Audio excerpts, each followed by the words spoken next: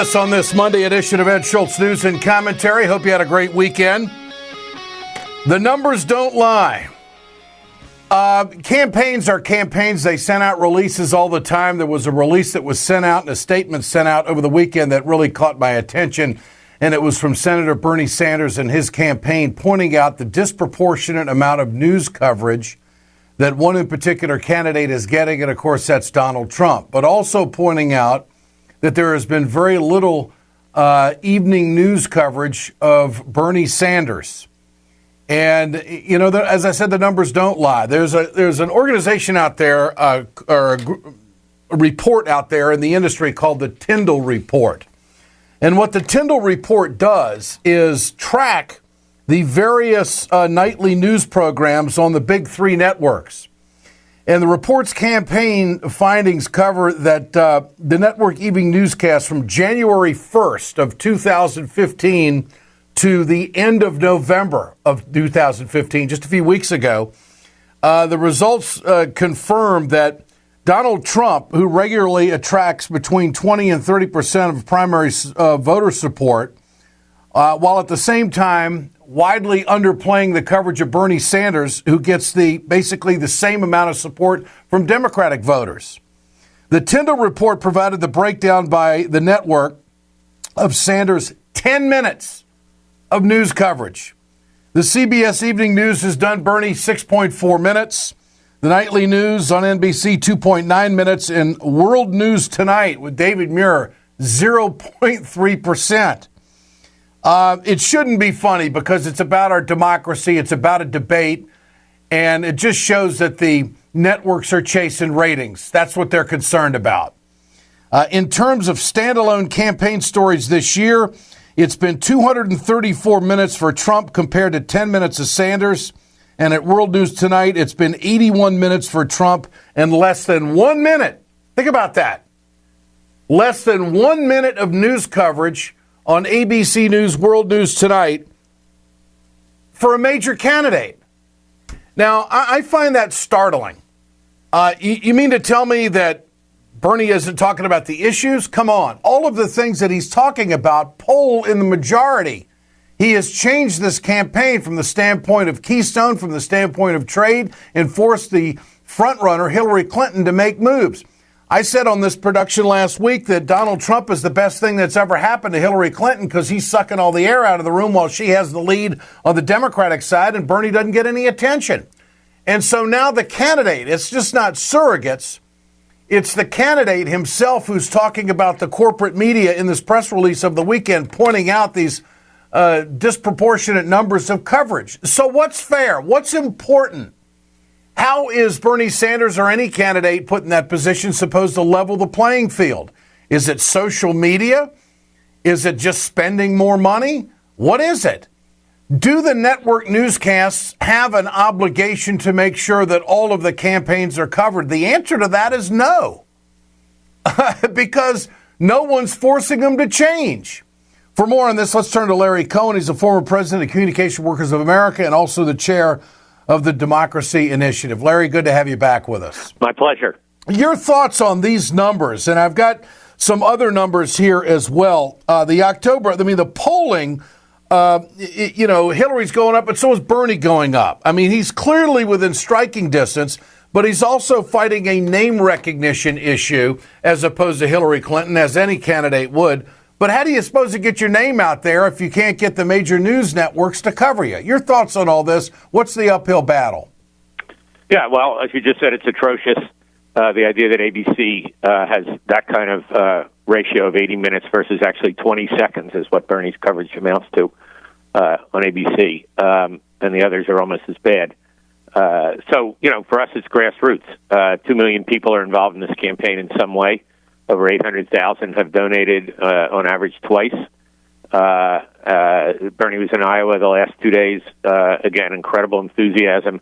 There's a huge staff in Iowa, thanks to that small donor contributions. See, now let me just stop you there. Yeah. In Iowa the last couple of days, I didn't see any coverage of Bernie Sanders in Iowa. No coverage on national media. But in Iowa, there is coverage. He was on the Mississippi that whole time on the Iowa side. And it's all going to be about turnout in Iowa caucuses. And The key is, can we turn out the popularity of Bernie Sanders on February 1st? That's what it's going to come down to. And the 80 staff that are there, that's their job. It's not, it's very concrete. Can we turn out the people who have shown up in Iowa? If everybody who showed up at a Bernie event in Iowa turns out, he wins the Iowa caucus. So it's a question of encouraging people about what our task is. It's not only winning the presidency, it's changing this party. It's building a populist movement that's going to go on and on. If people see it that way, they're going to show up. If the national media discourages them that Bernie can't win, the turnout drops down, and then the numbers are worse. Well, that's really our challenge. Okay, so get out the vote. And the question is, are the Sanders supporters more motivated than the Clinton supporters? I do think that there is a pervasive attitude amongst national news people that, well, Bernie can't win. He's not going to beat Hillary. It's the Clinton machine, so why cover it?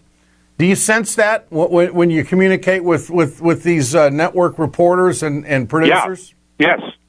And that's part of what I do every day. And absolutely, in every single case, it's as if we're in July in Philadelphia, as opposed to that we're building a national movement that not only can he actually win the nomination, but no matter what, there's going to be over 1,000 delegates, and we're going to change this party. And people should realize, I've been doing a lot of work on New York in the last week, the incredible enthusiasm in a place like New York, where she now makes her home and used to be a senator. The enthusiasm for Bernie, including electeds, is unbelievable. Working Families Party endorsed last week. Today, New York Citizen Action will endorse. They're both enormous in that state. Mm-hmm. More to come this week from New York, and we're going to show right now that in New York, with over 250 popularly elected delegates that actually have to run, we're going to clean up. Yeah. And I think we have to get it in that frame. It's not just about Iowa and New Hampshire. It's about changing this country through this campaign. The other day, the Sanders campaign, Bernie Sanders picked up an endorsement from Working Families Coalition. He ended up on page A30 of the New York Times. That's where it was. Yeah. So it's not only just the networks. It's the major print media as well, isn't it? Yeah, absolutely. Particularly the New York Times. And again, that Working Families Party is a national network now in 9 states, but its base is really in New York, and it's enormously important in New York, as is the New York Citizen Action endorsement coming today. And it's Grassroots. And that vote, they did a membership vote. 87% voted for Bernie in a party that's based mainly in New York State. Mm-hmm. These numbers are shocking. And we have to translate that into this mass populist movement, as I call it. Okay. I think you being a former union head, the president of Communication Workers of America for a number of years, maybe you can speak more freely on this. Some of the unions have endorsed candidates, some have not. And are these endorsements coming from management of the unions, or are these endorsements actually coming from the member, the rank and file? Is this when I see an endorsement of a particular union, is it the rank and file that's saying, yes, we want candidate X over Y? What is it? Well, no, very few of them. Actually, only 2 unions, national unions, have given members the opportunity to vote like Working Families Party did. I'm proud of my union. The CWA is one that has. That'll be announced on Thursday of this week. The results of that went on for 6 weeks, online voting with tens of thousands voting. Mm-hmm. The National Nurses United did that very early on and endorsed Bernie. But no, the rest of them have been an executive board or a president. They can do that, and I'm not criticizing them for doing it, but we should recognize the difference. In every single poll that's let activists vote, Bernie has won, whether it's Time Magazine Person of the Year or, whether it's the Working Families Party announced last week. And I think, again, we take heart. The activist base of this country that votes online is overwhelmingly for Bernie Sanders. They say in chorus, enough is enough, no more business as usual. Let's build the political revolution. All right. So understanding the process is important when we see the headline or who's getting endorsements and where. The next step for Bernie's campaign in Iowa to turn out the vote, how do you do that? What, you go door to door, you pick people up, you take them, and is there a certain demographic that's going to be more energized than another? What about all that? No, you've nailed it. So it's February 1. Typically, it's the winter, although with climate change, the weather could be like this. So it's who will show up and spend typically 3 hours. It's county by county, and then it's a complicated process to assemble who the delegates are, who then choose the actual delegates. It's a relatively small state in terms of the number of actual delegates. But what gets reported that night is the number of caucus goers. If in any of those rooms there's less than 15% for a candidate, which there will be for O'Malley in every room, they can't stay in that corner of the room they're in. They got to go to one of the other corners. So it's very complicated. It takes 3 hours. Our main strategy is to work the people who have shown up at these meetings. We have the emails of all of them. And then, as I said, we have about 80 staff, and they're divided up by county. There's, I think, 27 field offices to split it up, geographically. And every organizer is assigned a county, and in some cases 2 counties. And we have a leadership group in every single county of activists who are volunteering. Yes, they do go door to door, but frankly, in Iowa, that's a painful process because you're looking for, to think about, are we going to knock on a door of somebody we're going to move to show up, 90 days from now or 80 days from now? Yeah. That's like a needle in a haystack. So I think the bigger thing is to, Bernie in every county, campaign events without him in every county, building that activist base in every county, building the email base in every county, and very focused on young voters. He has 80%, that latest Iowa poll. 80% of voters under 45 are caucusing for Bernie Sanders. That's our demographic. We've got to turn out young voters. Larry Cohen, always great to visit, former president of Communication Workers of America and now the chairman of the Democracy Initiative. Larry, good to visit. Thanks so much. My pleasure. When we come back, where are the candidates' messaging? Is it social media? Is it network news? Is it local news? Is it radio? Where is it? Holland Cooke breaks it down for us when we come back. Communication Workers of America, Alliance for American Manufacturing, BioGreen Clean, and the iSafe team bring you this production. We're right back.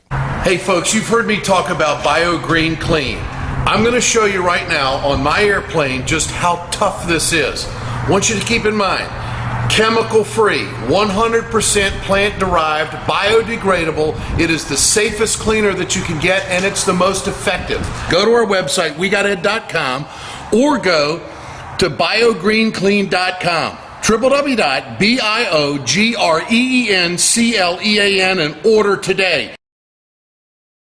It's time to continue our conversation about mechanical insulation. Mechanical insulation is for the piping systems in our nation's commercial and industrial facilities. Facility owners are burning up billions of dollars through the lack of mechanical insulation on these piping systems. Call the iSave team. Insulation saves America valuable energy, and this team of energy conservation specialists is shovel-ready to save you money. Visit iSaveTeam.org to have a specialist give your plant an energy audit. We perpetuate a culture of crime all the way from Wall Street right down to the main street in our hometowns. It's worse than it has been since FDR took control of the problem and said we can't count on industry taking care of the American labor. They probably have already engaged into some type of criminal cover-up, and the law prohibits the government from even doing anything about it. Catch America's lawyer Mike Papantonio on YouTube at youtube.com/GoLeftTV. Good to have you with us on Ed Schultz News and Commentary. Have you been listening to the radio as of late? You might be hearing a few more political ads. Donald Trump, that's the only place he's spending any money right now, is on radio. Why is he doing that? Surveys are out showing that that's where the captive audience is. New York Times, political campaigns turn to radio to capture voters. No one better to speak on this than Holland Cooke, longtime media consultant and great friend of ours. My friend, thanks so much. You bet. Good to talk to you. When I first saw this story, I wonder, is somebody PRing for the radio industry here, or is this true? We got social media platforms, there's network news, there's iPhones, there's all kinds of stuff out there to communicate now. And radio is still seem to be a driving force to captivate people, according to the survey. What about it, Holland?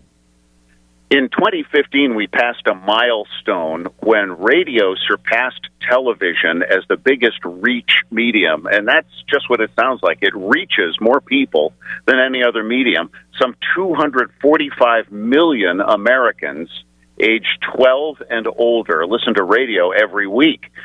Forbes magazine reported this a couple of months ago, and it bounced around until this New York Times thing a few days ago pointed out the obvious, is that TV viewers can skip the ad, but radio people are, as you said a minute ago, a captive audience when they're stuck in the car.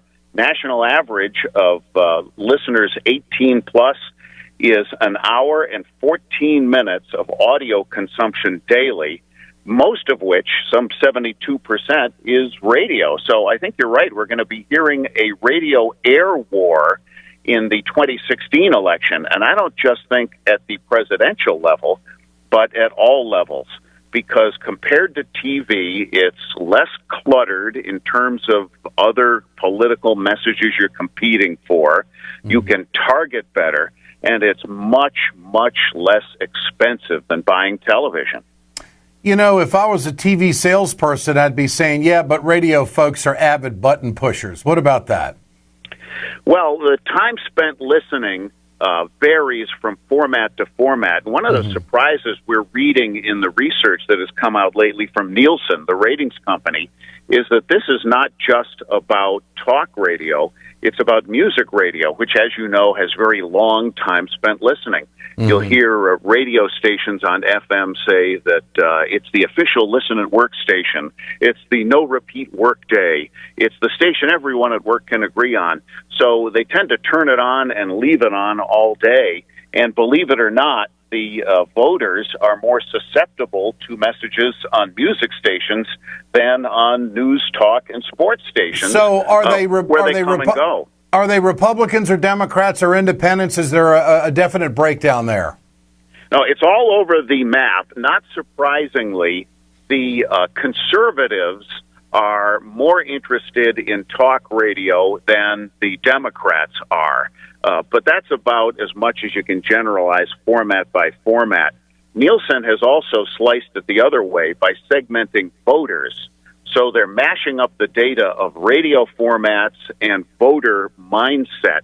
And, you know, the biggest group of voters that Nielsen has segmented, they call unconnected and unregistered. 17% of people eligible to vote are in play. So I think the messages are going to be targeting them to say register and get out to vote. This is the big X factor that we won't really appreciate until Election Day. One number that jumped out at me, Holland, was 100 million adults who do not watch local TV, weekday news, are reached by radio. Now, if I'm running a campaign, 100 million people, I got to see a state-by-state breakdown on that. It's just viewer habit, isn't it? Yeah, and the habits are changing. The so-called cord cutters who have given up on cable or satellite TV and find what they want on Netflix and Hulu, and they've got YouTube pumped into the TV set. And believe it or not, they've hung an antenna because since the digital transition, they can hang a very small antenna that hides behind the set. And what's old is what's new. They're pulling local TV signals off the air. But these are tough times to be a local TV station because there are just hundreds and hundreds of other choices, thanks to the cord cutters. And yet the TV ad rates have not gone down as a result. And meanwhile, the momentum that we're going to see beginning in early February is in some of the least expensive radio markets there are. You know, the Iowa and New Hampshire radio markets are all very small markets with low rates. And TV might not be that expensive in Iowa either, which is a very hyphenated TV market. You know, there's a couple of cities that drive the whole state there. But to show up in a meaningful way on television for the New Hampshire primary, you're buying Boston TV, which is very inefficient because you're talking to Maine and Massachusetts and a bunch of people who aren't voting in New Hampshire. You're paying Boston rates, so you're paying through the nose for TV. And I think that radio is going to play a bigger and bigger part. Well, the super PAC that supports Ted Cruz spent over $1 million on radio ads, and now he leads in Iowa. Now, I don't know what he's spending in Iowa, but it would seem to me that if this is where the audience is this is where you get people's attention, it's going to be a big play for small market radio stations in Iowa. And this is an opening for Bernie Sanders, I would think. He's not a big TV fan anyway. It's you got to have a great media strategist to get this done in any campaign, don't you? You sure do, and we put so much stock in the Iowa caucus now, which often is not consequential. Remember, Mike Huckabee won the Iowa caucus. Rick Santorum won the Iowa caucus. So it's not a reliable predictor, and nobody even really paid attention to it until Jimmy Carter shocked everybody by winning back then in '76. So we'll see what comes of it, but certainly there's a lot of interest there, and what tends to work there, as you've seen, is the ground game. And Bernie has got the ground game going there. Iowa can be a surprise. And about a year ago, when Ben Carson was pretending to consider whether or not he should run for president, I sent him a couple of bucks just to get on his spam list, and I've been getting the emails ever since, and they have an awesome ground game going in Iowa. It may be too late, given his blooper reel recently, but I was in Iowa 4 times in 6 months, and driving around Des Moines in the rental car, I only saw 2 election-related billboards until lately. One of them was for C-SPAN, and the other was for Ben Carson. So we'll see how small ball plays, although, as I say, and as you've reported, some of these outlandish things Carson has been saying are very likely what has flipped votes to Ted Cruz from Carson and the precipitous free fall that Carson seems to be in now. Well, it would seem to me that an aggressive campaign would take some of these outlandish statements, snippets of them, and put them in radio commercials and put a little entertainment to it. I mean, Trump is spending his money on radio. It's like he's made for sound. And nationally, he's leading. I mean, is this going to be his ticket? Has he figured it out? Well, I'm surprised that we're just now beginning to see his opponents start to use his sound bites against him, because it's a crying shame how little this guy has spent on paid media and how much he's got in earned media. Meanwhile, Jeb Bush, with all that dough in the bank, is just wallpaper and can't crack double digits. It's got to be a frustration to the other candidates in both parties. Often Bernie Sanders is pulling bigger crowds than Trump, but Trump gets all this free coverage because he's just such great copy.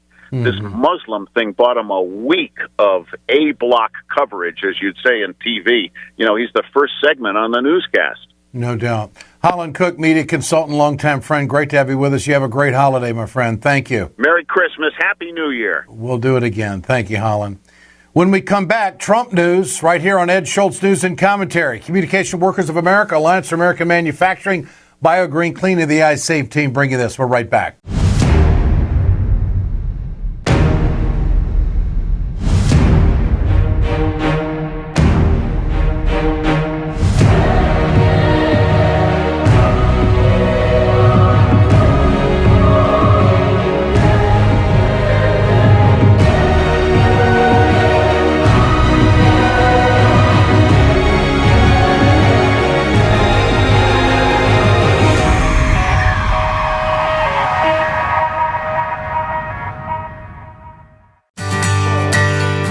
From the steel mills of Pennsylvania, to the auto factories of Michigan, to the modern makers movement, manufacturing makes our nation great. I'm Scott Paul, president of the Alliance for American Manufacturing. We bring business and labor together to advocate for policies that everyone can agree on. Together, we can strengthen manufacturing and create good-paying American jobs.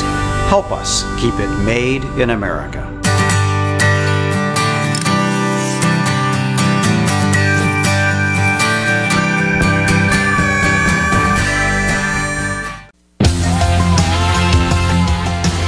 Good to have you back with us on Ed Schultz News and Commentary. Okay, I've given you my thoughts on why I think Trump is getting all this attention. Obviously, number one is because the corporate media doesn't believe that Bernie can win, so that's why the disparity is there. But Trump says shit. I mean, you can't get around it.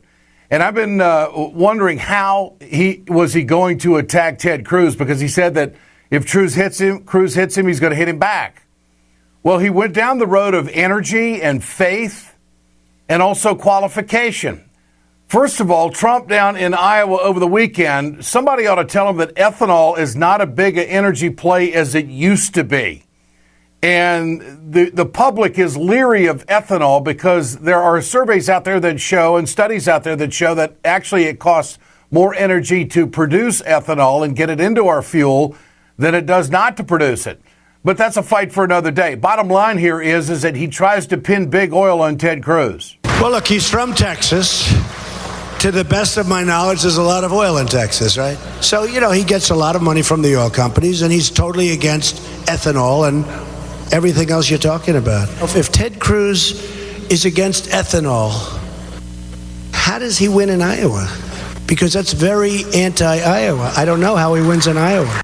Well, now, Mr. Trump, what you got to do if you really want to hit him is ask him where he stands on the farm bill. Because most conservatives are against the farm bill. And Mr. Trump, where do you stand on the farm bill? This country has always dealt with food security and to make sure that our producers are out on the land. And I'd be anxious to know what his position is on that. For Cruz, he's against all government involvement and everything, wants to privatize everything. Then he goes on to sell his faith, Trump does, saying that, hey, he's no bigger a Christian than I am. Iowa's so important to me. I could say, let's not do. I am an evangelical. I'm a Christian. I'm a Presbyterian. So I think we're going to do, we're doing really well with the evangelicals. And by the way, and again, I do like Ted Cruz, but not a lot of evangelicals come out of Cuba, in all fairness. It's true. Not a lot come out. But I like him nevertheless. And if you're an evangelical, Mr. Trump, maybe you can tell us when was the last time you went to church? Because when it comes to church attendance, evangelicals show up probably more than any other facet of the Christian faith. Maybe it just doesn't mean that much to go to church. I don't know. But I don't buy this faith line that Trump is throwing out there. But that's one of his attack options that he's using on Ted Cruz. Then there's the qualifications. They're just stating that Cruz isn't qualified to be president of the United States. I don't think he's qualified to be president. Why not? Because I don't think he has the right temperament.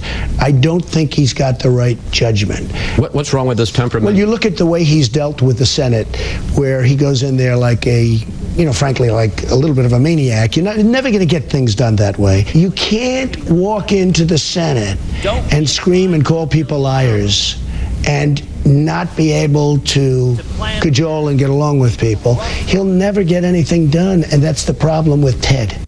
Oh, come on. You know you liked green eggs and ham, Mr. Trump, on the Senate floor. He's got Cruz pegged. He's against everything. He's a malcontent in the Senate with the Republicans. He wants the spotlight more than anybody else. So what is this a product of? Why is Trump resonating with more Republicans than any other candidate? It might have something to do with all the propaganda the right wing has put out about President Obama. Listen to Lindsey Graham. Well, there's about 40% of the Republican primary voter who believes that Obama was born in Kenya as a Muslim. There's just a dislike for President Obama that's visceral. It's almost irrational. I can promise you this. You're not going to win 270 electoral votes if you don't grow the vote with the Hispanic community. When you look at polling, which Mr. Trump's obsessed with, he has the worst numbers of any Republicans with Hispanics by far because he demonizes illegal immigrants, and many of the illegal immigrants have U.S. citizen relatives. So I can promise you Hillary Clinton will clean his clock, that he can't grow this party, that he represents a level of intolerance and sort of cartoon policy. Tolerance? The Republicans are talking about tolerance after what they've tried to pin on President Obama for the last 7 years. Let's go back and play that sound cut one more time and just listen to the front end of it. Here it is. Well, there's about 40% of the Republican primary voter who believes that Obama was born in Kenya as a Muslim.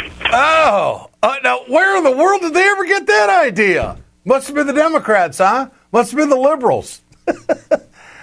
This is Ed Schultz News and Commentary, brought to you by Communication Workers of America, Alliance for American Manufacturing, BioGreen Clean, and the iSave team. We're back tomorrow.